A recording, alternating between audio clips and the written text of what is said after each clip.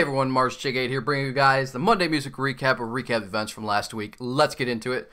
Before we jump into any of the stories, I wanted to talk about one particular story that happened last week that I just didn't get a chance to put in the news flashes.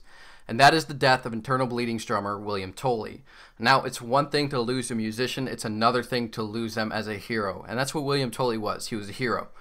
He died on April 20th in the line of duty working for the New York City Fire Department when he was fighting a fire and accidentally fell from a roof of a multifamily home in Queens. He was a 14-year veteran for the FDNY. He was a husband, he was a father, and to his bandmates, he was a good and honorable man who had quite the humor.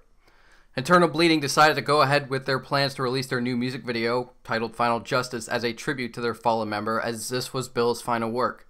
If you guys want to learn more, check out the band's statements, or if you want to check out the music video, I'll leave a number of links down below for you. Now, Call of Duty fans out there that have been waiting for another Call of Duty that doesn't include jetpacks or double jumps, or wall runs, or space battles, or laser guns, you guys are in luck as Activision has announced their next game, which is being developed by Sledgehammer, will take place in World War II. Hell, I mean, even the game's title is Call of Duty World War II. Along with this confirmation, as this actually has been a pretty well-known rumor for about a month now, Activision has also announced that they'll be having a worldwide reveal of the game on April 26. Seeing as this is the first time Call of Duty has done anything with World War II since World at War, I'm actually really excited to see what this game has to offer. I'm really hoping Activision is willing to bring out their big guns for this one to make up for the backlash that was Infinite Warfare. Either way around, are you guys excited for this announcement? Do you want to see Call of Duty go back to its roots, or did you guys like the way that it was going before? Leave your guys' comments down below. Bandai Namco has revealed their new game titled Code Vein, which is set to be released sometime next year on major consoles. They have also released their first official screenshots and some descriptions on the game, which gives us a good idea of what this game style is going to be like, what it's going to feel like. And just looking at the screenshots is definitely drawing inspiration from anime, gothic styles, with a hint of realism thrown there as well. The game has been described as a grueling action RPG with a journey across massive interconnected worlds. With that and some of the taglines for the game being used in the teasers, like prepare to dine and let the feast begin, has led many to believe that this game is going to be in the same category as, say, Dark Souls and Bloodborne. I'd actually be leaning more towards it being more inspired by Bloodborne than Dark Souls just from the descriptions, but many people do regard Bloodborne as being a part of the Souls legacy. But we still haven't gotten any gameplay trailers yet, so we don't know for certain if this is going to be like a Souls game.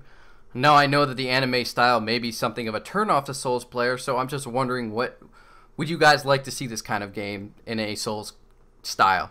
Leave a comment down below. And speaking of Dark Souls, yeah, we're not done with you yet. Bandai Namco has revealed Dark Souls 3, the Fire Fades edition, which will include the base game with both Ashes of Arendelle and the Ring City expansions. If you're interested in checking out this game and just haven't gotten the chance to, or if you want a game that you can sink a lot of time into and that's really going to test your perseverance while offering you a wide variety of ways to play this game, then this might be worth checking out. If you want to learn more about it, about how I feel about it, I did do a review on it, yes, a little self-promo, but I'll link that in the description along with the trailer for it as well. We got a bit of an update from the Ghost Inside crew, who recently posted that they don't, unfortunately, have a scheduled time for when they're going to be able to come back and play. But they are still very hopeful, and they miss it. They miss the fans, they miss playing, they miss touring, they miss everything. And I know this is a bit of a downer story, but I have another one for you that'll make you feel good. Jim Riley, who is the bassist of the Ghost Inside, recently ran the 26-mile Boston Marathon in support of the Heron Project, which is a project created by former NBA player Chris Heron, that aims to provide assistance in taking the first steps towards recovery and a life of sobriety. Paramore has announced their new album, After Laughter, which is set to be released on May 13th through Fueled by Raymond Records. Check out the details, including the artwork, tracklist, and pre-order bundles below. Rise Against has announced their new album, Wolves, which is set to be released on June 9th. Check out the details for that below. And Black Veil Brides has announced that they have finished their new album. Lights has announced that she'll be releasing her new album titled Skin and Earth, along with a new comic at some point this year. And The Damn Thing, which to those of you guys who are unfamiliar, is a supergroup featuring Every Time I Die's Keith Buckley, Shiner's Josh Newton, Anthrax's Scott Ian, former Anthrax and current Volbeat guitarist Rob Caggiano, and Fall Out Boy's Joe Truman and Andy Hurley. Anyways, the group has actually been teasing new music from their follow-up EP to their debut release Ironclad back in 2010. The EP is planned to be released at some point this year, but as of now, there really isn't any concrete timeline for it, so we'll just have to wait and see. Speaking of supergroups, we also have a new one called Bad Wolves, which features former members of Divine Heresy, God Forbid, and Devil Driver. They'll be releasing their first single on May 1st, and I'll leave a link below if you guys want to check out a teaser for it.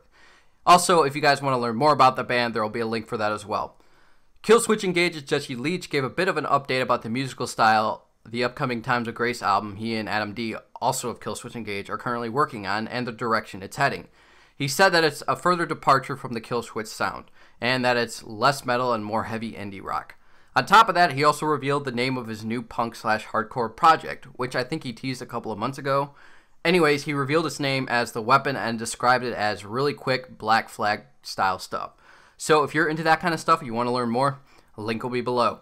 Megadeth has announced they'll be heading on tour with support from Meshuggah, Tesseract, and Lil Lake. Dates released.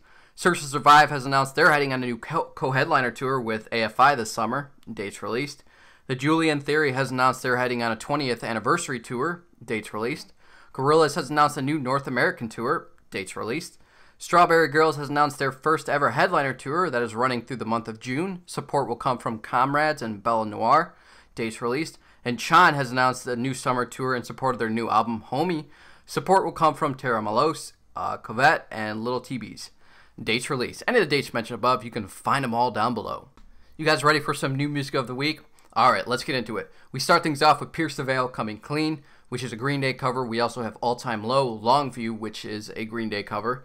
Rise Against, The Violence, Papa Roach, American Dream, Linkin Park featuring Pusha T and Stormzy, Good Goodbye, He Is Legend, Gold Dust, While She Sleeps, Feel, Danzig, Devil on Highway 9, Bleachers featuring Carly Rae Jepsen, Hate That You Know Me, Balance and Composure, Run For Me, Joyce Manor, NBTSA, Have Mercy, Baby Grand, and River Black, Low.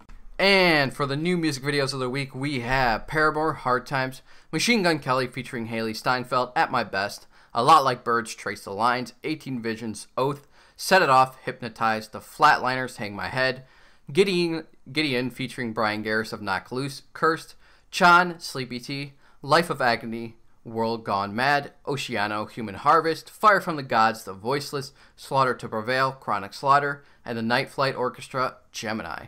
Be sure to check out all of those if you're interested. Thank you all for joining me for another episode. Be sure to hit the like button if you guys enjoyed the video, and dislike if you didn't. Subscribe if you want more, and I will see you all in the next one. Mars out.